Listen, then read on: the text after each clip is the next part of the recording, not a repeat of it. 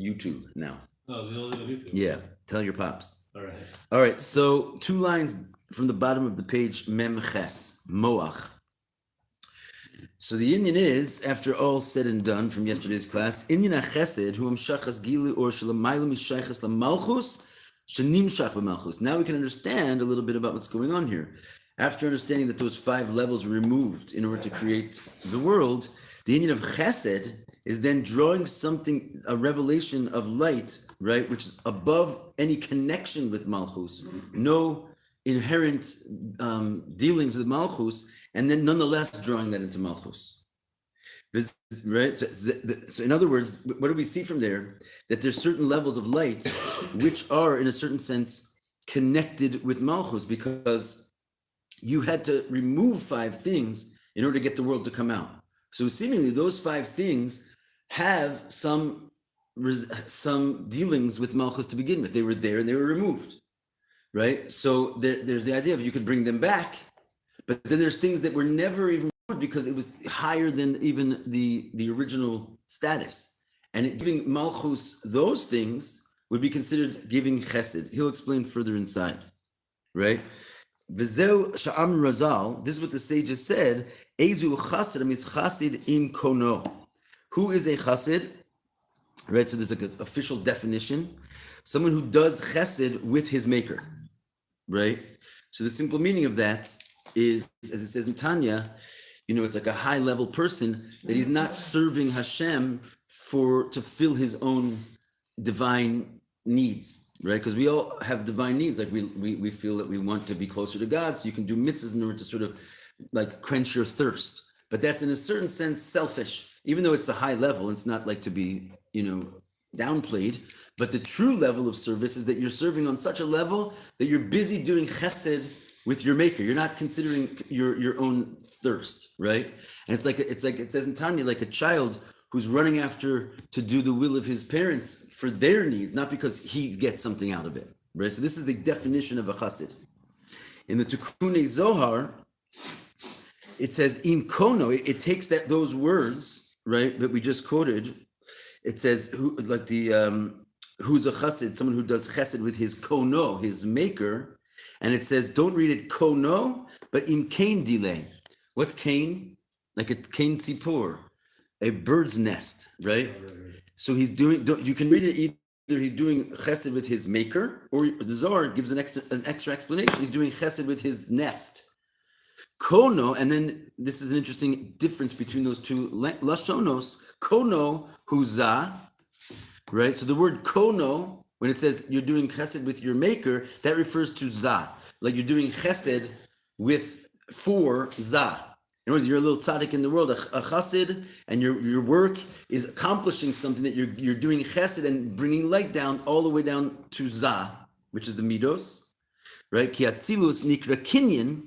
V'zahu sofa atzilus. So why this is a little technical, but it's interesting if you're into these kinds of things. Why is when you say you're doing chesed with your maker, and the word for maker there is really acquirer.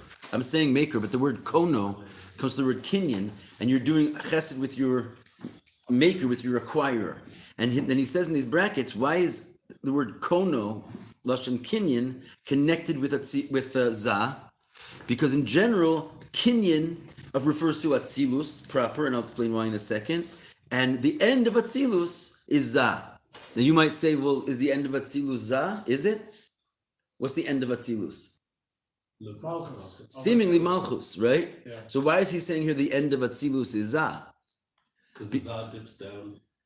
Za dips, but the main thing is if it's dipping into something else. Malchus is already considered to be the beginning, the head, like the keser of the Bria, right? So it's even though it's kind of hanging out in Atzilus, and that's very important because it shows us that even the creation ultimately is sourced in Elokus. But the end of when we say that the end of Atzilus is Za, we're talking about the end of what we call the Olamos Ha'ein Sof, right? There's infinite worlds that are not worlds of creation. And they go far beyond Atzilus, right? Up into Keser and into Ak and Arech Anpin and all these different names, right? Adam Kadmon. or spheres haganuzos, there's like a stream of infinite light before Atzilus. We talked about Tohu a little bit. And so when you get to all those worlds, they don't have lights in Kalim yet. They're infinite lights. The Kalim are only theoretical that will later come out. And so those are called the endless worlds, right? The end of those is Za of Atzilus. Because once you get to Malchus of Atzilus, Malchus is the Iker Indian of Kalim in Atzilus, right? And so it's not really called Atzilus proper at certain times. Right, so therefore we're going to say you're doing chesed with your kono. It really means you're with atzilus, because I'll explain in a second why atzilus is called kinyan, and the end of atzilus is za. So therefore, a chassid is doing chesed with kono. It means he's bringing light all the way down to the end of atzilus, which is za. Now, why is atzilus called kono? So we just did birchas kiddush halavana the other night. What did we say over there? Yeah, we say David Melech Israel. We say that we call Hashem basically Konech, Borech, Yotzrech, right? Remember, and Osech, right? That Hashem, we're like blessing the worlds. We're bringing him down and say you're acquirer, right? The creator, the former, and the maker. So you have Bri, Yitzir, and Asiya in that verse, and then what's in place for Atzilus is Konech, Kinyan, and generally that's like another name for Atzilus. Now, as a side note, because we're on to the topic, why would Atzilus be called a kinyan as opposed to Bria, right, which is already called a creation? And explains in a Chassidus that the notion of acquisition is that there's no, when you sell an object to a friend, right, there's nothing new about that object except for the fact that it traded places with one ownership to another, right? But you haven't like invented any and made a new thing. The only new thing that happens is that instead of being in my possession, it's in your possession, but the object is exactly the same, right? So we called Atzilus, the word called Kinyan, to indicate this concept that basically the Or Ein Sof hasn't changed. It's just come out and sort of traded places from being like inside of the Ein Sof to sort of being in another domain, namely the 10 spheres of Atzilus. So we call it kinyan to indicate that nothing new happened. And it's another way of saying, another word for Atzilus is called Gilui HaHelam, revealing the concealed. So there's basically, the opposite of that is Yesh Mi'ayin, right? Yesh Mi'ayin means something from nothing. The something, in this case being the Bria, the creation, is suddenly a new thing that wasn't there. It's not like an acquisition where you just take the object from one place and put it to another place. The Bria is a brand new thing that never existed before, seemingly. So it's not just revealing the hidden, that it was first hidden in my possession and now it's become revealed in your possession. Yesh Mi'ayin is that it wasn't really I wasn't ever holding it in my possession. When it happens, it's like happened for the first time. So we call Bria and below Yesh Mi'ayin, something from nothing, and therefore we call Atzilus in order to like have a contrary to that, Kinyan, showing that it's not really something from nothing. The very world of Atzilus was existing in its same form inside the Or Ein Sof, and now it's just traded, so to speak, acquisition from the Or Ein Sof into its own domain, but it's still the same light. It's an infinite light. And that's why it's called the end of the worlds of the Ein Sof, because it is not really a creation. It's just like the sort of like the halal, the empty space, has like acquired that which was hidden in the Or Ein Sof. Anything making sense here? What did you call the opposite of Ishmael Yain? Giloi HaHelam, which means revealing the concealed, which means it was already there. It's not new. It's not something from nothing. It's just you're revealing it. And that's like kind of like a parenthetical thing. Why we call Atzilus Kinyan. So when it says that who's a chassid, Hamis chassidim kono, you're doing chesed with your kono, it's referring to the world of Atzilus, and particularly Zah, because Zah is the end of the world of Atzilus. Got it? Okay, so then, okay, moving along. Kain delay, so the Zohar comes and says, don't read it kono, but like flip the same letters into a slightly different word, which means the nest. And in other words, if Atzilus is sort of this entity, the Malchus is the nest of that entity. And that's another perush of what's a chassid. Someone who does chesed not with his kono, with his kain delay, he's doing the chesed with the malchus, which is the similar letters, but it goes on the nest of Atzilus, which is malchus. Rabbi, can you explain that part? I didn't understand that. You Because said, the word, who's a I chassid? didn't understand He that. who does chesed with his kono. What is kono? So kono either means acquirer, which is Uh-huh. like the idea of what we said before, it means za, for all the reasons we just mentioned. It's the terminology of acquisition. But then you can read the word kono as a nest. It's the same letters. In which case it changes the meaning of what the chassid is doing. He's not doing chesed now with za, drawing infinite light into za of Atzilus. He's even able to draw infinite light all the way down into the nest of za, which is Kain delay, the nest of Atzilus, which is Malchus. And that's kind of what we've been saying this whole time. Who's a chassid? Chasidech yivarechu ka. Remember, ka goes on Malchus. So the idea is that he can draw light not only into Atzilus proper, but all the way into Malchus of Atzilus. You with me? Yeah? Wait, so what does that have to do with acquisition, though? Atzilus is called acquisition for the reasons that we just explained at length. Yeah. So he acquires the. The acquisition is just the connotation there is merely that nothing new has happened. It's not a creation of something new. It's merely a transference of position of the spheros from one ownership to another ownership, but they're the same ones, revealing the concealed. So that refers to the world of Atzilus in general. That's what we call Atzilus konech, your acquisition.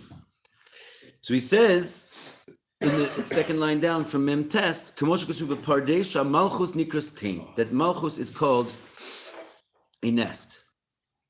The Inyan Hamischasid im Kandile.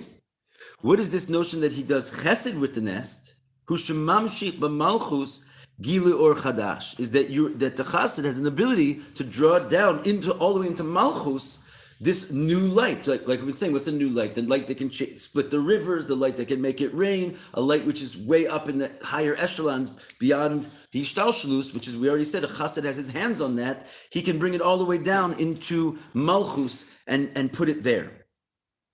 And what's the idea? This next little line is very, very important, that he can bring chesed, right, into malchus, shelamayla ma'or shenistalik mimenu, i.e. ashirus, that he can bring light into malchus, a light which is higher than the light which was removed from it. How did you make the world? Because you removed from malchus of malchus 5 levels. Malchus, za, bina, chokhmah, and keser. Those were all things that malchus once had. And in order to make malchus be the shemayim and aretz that we're familiar with, those things that were malchuses, right, had to be removed. So giving back those things to malchus is not really giving malchus something it's not shaykh to. Like, those are already malchus. Like, why'd you take all my light away? But chesed, that would be called, so to speak, tzedakah. Because giving someone something that they're missing is called tzedakah, right? But giving something that they're not missing, just making them rich, it's called chesed. So why is it called a chassid? Because he does chesed. Who is he doing chesed with? He's doing chesed with God, basically, his maker, and not only his maker, but the nest of his maker, which means he's able to bring into malchus something which malchus never had before, wealth, something which is beyond its needs. And when we're talking about light in the world, because malchus is basically bringing light into the world, it's talking about bringing a light which was not even in the source of the worlds, and then nonetheless bringing that in. Because even in the source of the worlds, before the worlds were created, Malchus only had those 5 things inside of her, right? So when she came out, those were the 5 missing things. Giving them back as tzedakah, giving something more than that is called making her rich. What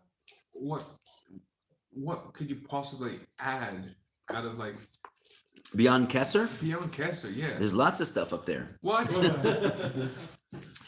And he says right now, I'll tell you what it is. If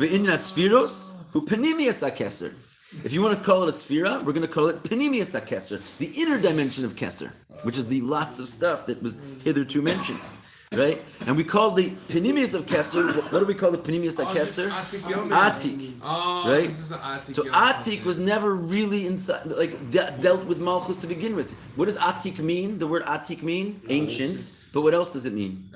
The separate day, or Removed, right? Atik Yomin. Atik, when Rashi takes a few words from the Chumash and then brings them down into the bottom of the page in order to write a perush on them, it's called netak. He pulls them out and removes them, right, from so the word atik means removed, which means atik yomin literally means removed of days. We call it ancient of days just to make more sense, but it means removed from days. What are the days? Spheros, right?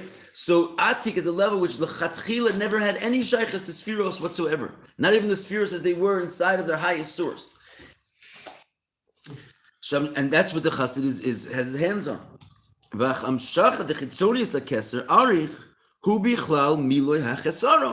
So when it comes to the external part of Kesser, what we called before just Kesser, which we're now going to put a name tag which is called Arich Anpin, right? The external part of Kesser is called Arich Anpin. Hu bichlal milay hachesaron. When Arich Anpin comes flowing down to the world through some other tzaddik, let's say, not a chassid, what he's doing is giving tzedakah to the world. Why? Because the world already had Arich Anpin when it was in its source, and it lost it, so it's poor now. And when you bring Arich Anpin back into the world, you're giving something the world already had a taste of. You're just filling its needs, its lack. What is Arich Anpin? It's also in the name, right? Just like we said, Atik Yomin means removed from days, which is Spheros. What does Arich Anpin mean? Arich means long faces. The faces are the same as the days. They're the Spheros.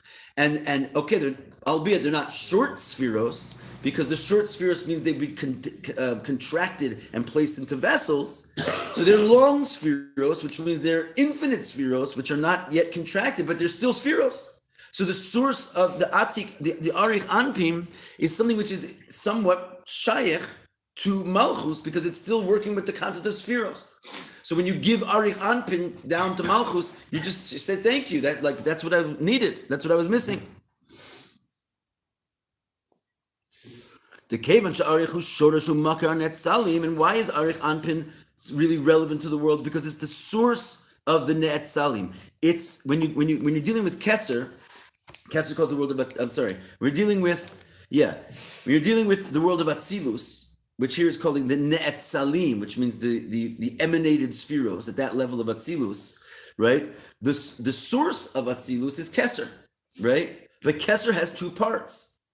And the idea is that the external part of Atzilus, that's the source of Atzilus. Like all of Atzilus is sitting inside of its source, Kesser, in a higher form. And that's what Arich Anpin is. It's basically the whole world of Atzilus just tucked up in its source. So it's very much relevant to the spheres of Atzilus. Whereas Atik, it's a penimius of Kesser.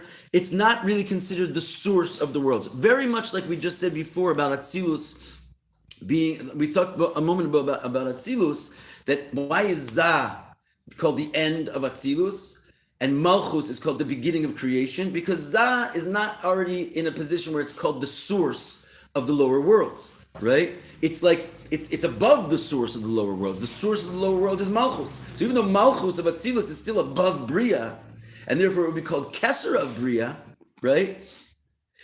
But it's still relevant to Bria because all of Bria is sitting inside of that Malchus. So much so that we don't even call Malchus a part of Atzilus. We really call it the beginning of the Bria. So even though Malchus of Atzilus is in Atzilus, we don't really call it Atzilus, as we mentioned earlier in the class. We call it the source of the created worlds because it's the Kesser of those later created worlds. Are you following me? And therefore, it's totally relevant and shaykh to those lower worlds. Whereas Zah, what does Zah have to do with the lower worlds, right? The source of the lower worlds is Malchus of Atzilus. Zah is beyond that. It's doing something else. It has another party going on.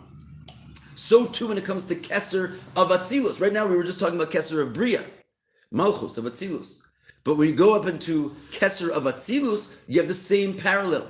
The lower part of Kesser, which we're calling Arich Anpin, that's like Malchus. It has all of Atzilus inside of it, so it's definitely relevant to Atzilus. Whereas the Penimius of Kesser, Atik Yomin, it's like having another party. It's not busy being the source of the created worlds. It has nothing to do with the created with the emanated world of Atzilus. Did you get that little parallel I made there? Wouldn't that be the source of the other one? And then The source of what other one? You said Atik Yomin is not the source. Right. We said that Eric Anpin. It's the source of Erech Anpin, maybe. The Atik Yomin is the Eric Anpin encapsulates the Atik Yomin, doesn't it? I mean, when you say encapsulates, it's not Like surrounds it, encompasses it. not necessarily. No. No. No, I would say the other way around. In other words, Arich Anpin is a little thing which is inside of this grand infinite light of Atik. And Atik is so busy being infinite, it doesn't even think of Spheros, which will be eventually the source of the world. When it does think of Spheros, it's called Arich Anpin. So in the middle of the ocean of the Orient Sof, which is Atik, it has like an idea in its head. Oh, what about if I had 10 Spheros? Bing, you have Arich Anpin. And that therefore it's already really part of the worlds. Even though it's the worlds as they exist inside of their source, when the worlds are going to need those. It's if the world doesn't have an access to its source, it's considered poor. It needs that as tzedakah. But Atik Yom, the infinite light, that's in a dimension which never even thought of the worlds. It's got nothing to do with the worlds. If the worlds would get a taste of that, they'd be rich because they don't need that. That's not lacking from them. They never even had any interaction with that, even in their very origin. You follow? Mm-hmm. Go ahead. So is it all right to like use the example of like how Yerushalayim and the Beis Hamikdash here have like a physical body here in the world, yeah, and they have a spiritual body, yeah, in the worlds above. That's what like. The Arich Anpin kind of thing. Yeah.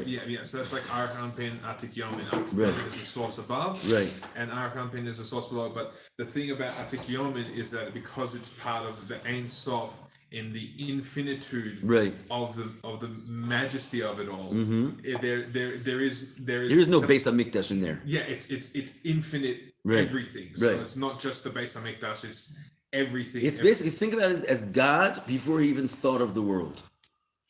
Right? Because there is a point. Before God thought of the world. Primordial thought we're talking? Even before the primordial thought of the world. Right? God doesn't have to think of us. Right? Yeah. He's God. He was there before we were here. The 24th of weather. Right? So he exactly. Like he's not there's no source of the world yet. There's not even a source of the world. Yeah. After he thinks of the world, now there's a source of the source of the source of the world. Yeah. And in a certain sense, here we are down in this lowly world. We have shaykhs to that. Because if the lower Beis Hamikdash doesn't in some way experience its source of the spiritual Beis Hamikdash, it's lacking something because that's part of it. But the infinite level before Hashem even thought of the Beis Hamikdash, that has nothing to do with the Beis Hamikdash. So if the Beis Hamikdash would have a little taste of that, it would be like, wow, I never knew there could be such wealth in the world. I never even saw such a thing. Yeah. Right? And that's what we're saying is Atik. What's the opposite of Panemius? Chitzonius. Chitzonius. Okay, so moving right along, since right after that footnote 35,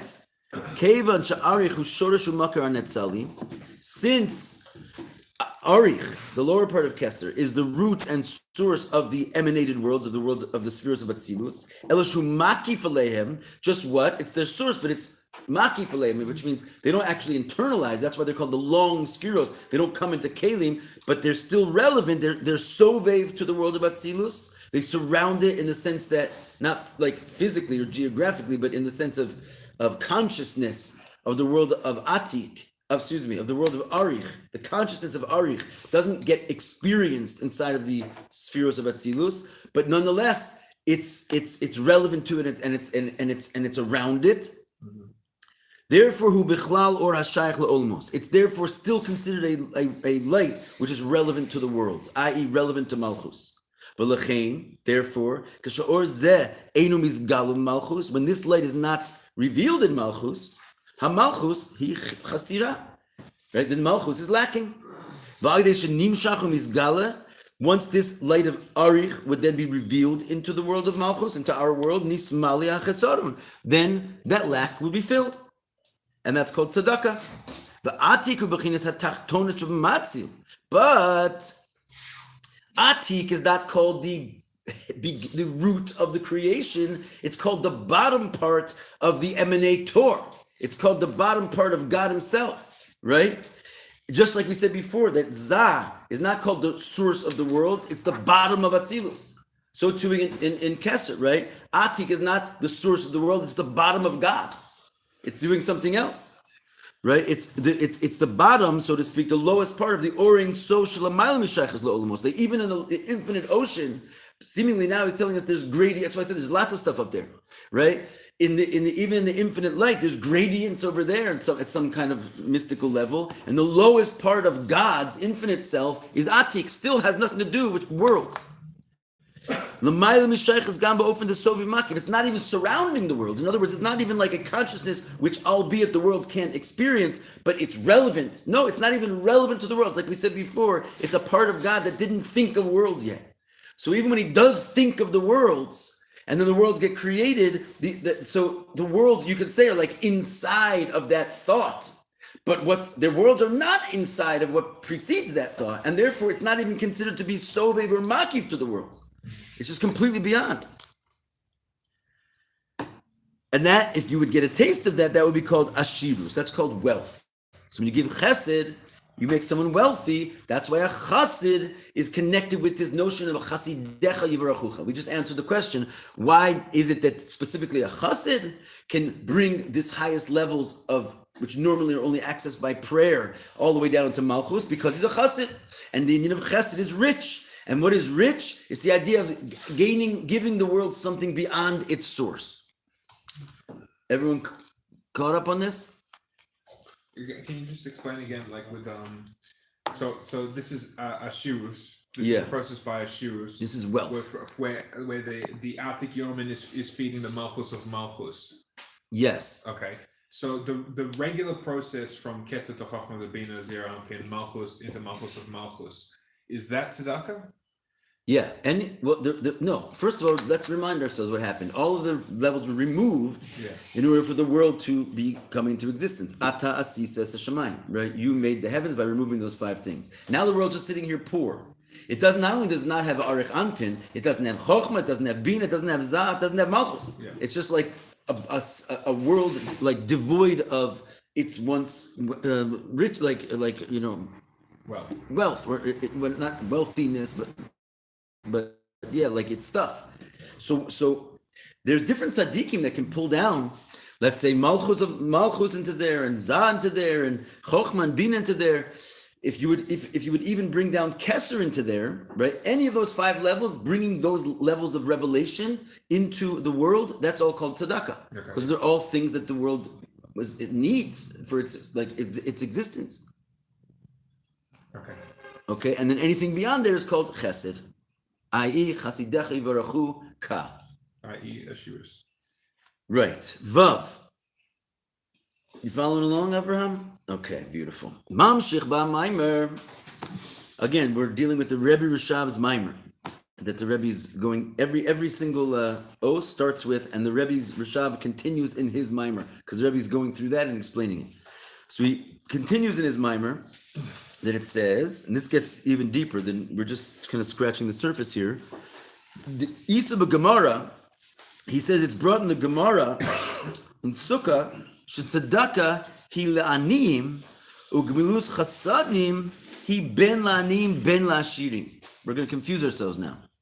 It says that tzedakah you give to the poor, but gimilus chasadim, giving chesed, you can give to the poor or to the rich.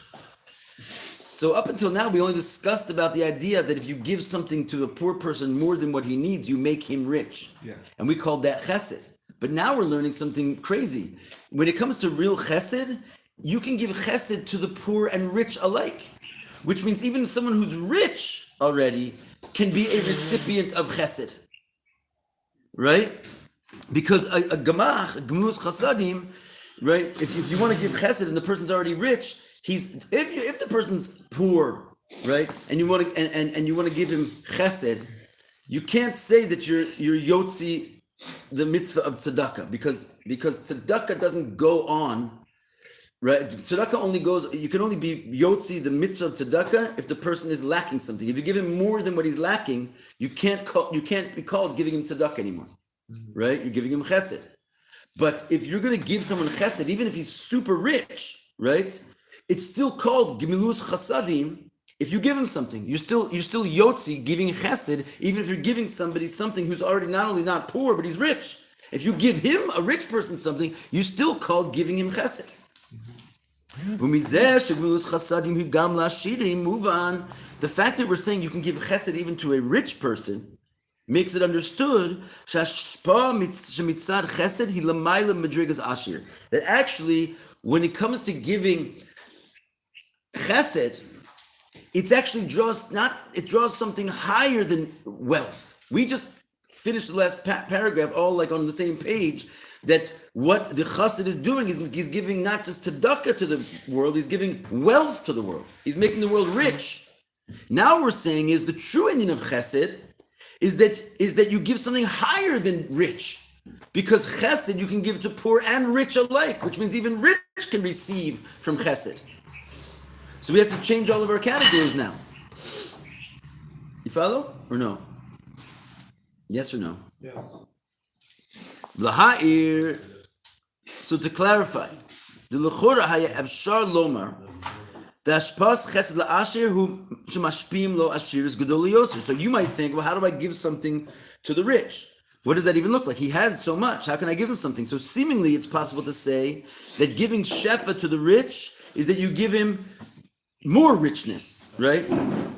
Ashir is gedol liyoser ma'ashir shahaisa lo mikodem. In other words, he was a billionaire, and now you give him 9 more billion, and he's got $10 billion. You can think, oh, I gave something to the rich. That's what seemingly it means, that you're going to give something to the rich. You're going to make him more rich. What if you give him a chiddush? Okay. But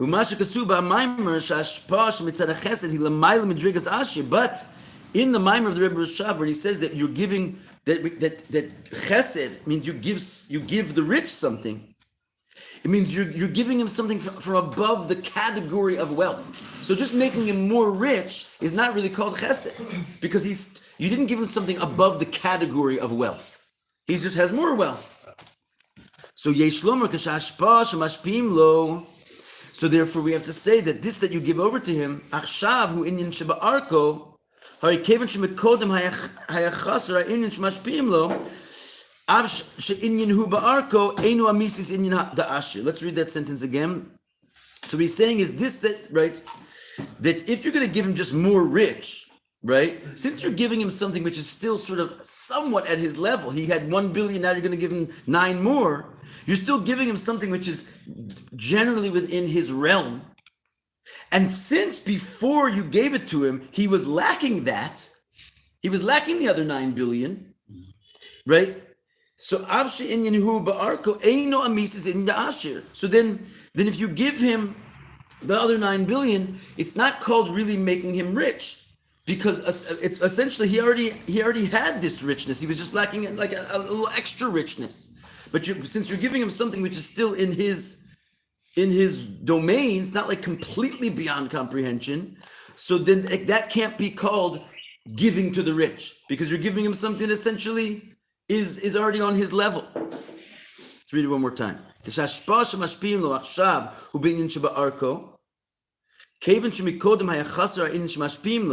beforehand he was lacking that thing you're giving him now, the extra 9 billion, right? Even though it's sort of something generally on his level, we can't call that.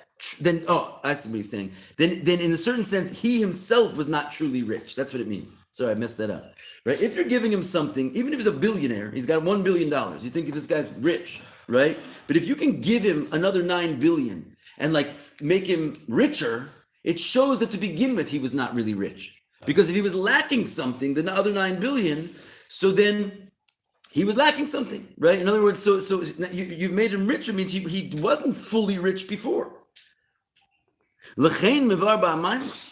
Therefore, what are we dealing with in this mimer? That if you're going to give a chesed to a rich person, you're not just making him a little bit more rich, because that actually shows that to begin with he wasn't totally rich. If you can give him something which makes him more rich, he wasn't totally rich yet. And if you're now going to give something to an officially rich person, it must mean that he lacked nothing. His wealth was in such a level that there was no more wealth. You couldn't make him any more wealthy. And yet you're going to still give him something. So what is this giving of the giving to the rich? Is that you're giving something which is beyond the dimension of rich, which means you can't be richer than this guy is, and yet you're going to still give him something which is just beyond, completely beyond his entire scope of what it meant to be rich. Which means it's in a different, completely different category. And if you're going to give someone which is not in his category at all, that's not called. That's then the idea is that you're not giving him that there was. It doesn't indicate that there was a lack in his previous wealth, right? If you give him something where he was before makes him richer, that means what you gave him showed on a lack in his previous status. But if you give him something which is completely in a different category, it doesn't necessarily show that he was previously lacking anything. He was as rich could be, but it was rich in a certain dimension. Giving him something from a different dimension, it's like all of a sudden you're going to come and bring him like alien wealth, right? So before that, he had all the human wealth possible. Giving him alien wealth doesn't mean suddenly you made him richer, because he wasn't lacking anything in his status of richness when he had all the human wealth in the world. Right? So that's what it means to give to the rich. It doesn't just mean to give him something of the same breed that he had before. Because then that's not really called giving to the rich, because seemingly he wasn't all that rich if his wealth could still expand. So what we're dealing with now with this concept of gimlus chasadim, you're giving to the rich, it must be you're giving him something from an alien level rich. It's something that he didn't have any lack of whatsoever. The whole world was his, and yet you could still give it to him. You follow this? I mean, I follow it. I don't exactly understand it. I follow it. I mean, I guess the Rebbe's going to tie it all together. Well, I guess look what we're saying here. Go back to the godly version of this, right? So what we're saying here is that you have anything you give all the way up to Arich Anpin into Malchus. It's just called tzedakah, right? Because it had that before. If you want to make the world rich, you're going to have to give it from Atik. Right? Because that's something the world never tasted before. Now the world is not just have a fulfillment of its lack, it has abundance and wealth. But if you're now going to be able to give to the rich, right? Which means I have full abundance and wealth and I'm lacking in none of it, and still yet I'm going to get something further than that, that must mean I'm going to gain something beyond Atik, right? Which is not even relevant to a person who has richness. It's a breed of a different sort. So that's where he's going with this. And essentially, if that's called chesed, because the definition of chesed is you give to poor and rich alike. So it turns out that what we thought was a chassid is that he was able to bring wealth from Atik into Malchus. That's the small stuff. The chassid is able to give to the rich, not just make a person rich.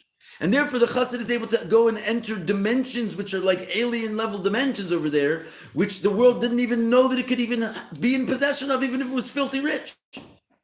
And that's what we're going to call it in the next class, what's called Panemius Atik. So there's Chetzonius Keser, and there's Panemius Keser, which is basically Arich Anpin and Atik Yomi. And then they're going to add a third level, Panemius Atik, right? And this is ultimately what we're going to say is what it truly means, that Ezu Chassid means Chassidim Kono, who is a Chassid, who gives Chesed to his maker, to the nest, is giving Chesed means he gives even to the rich now, which means he's going to be able to give from this lofty higher level. Crazy. Got it? We're done. What's the name of the thing? On YouTube?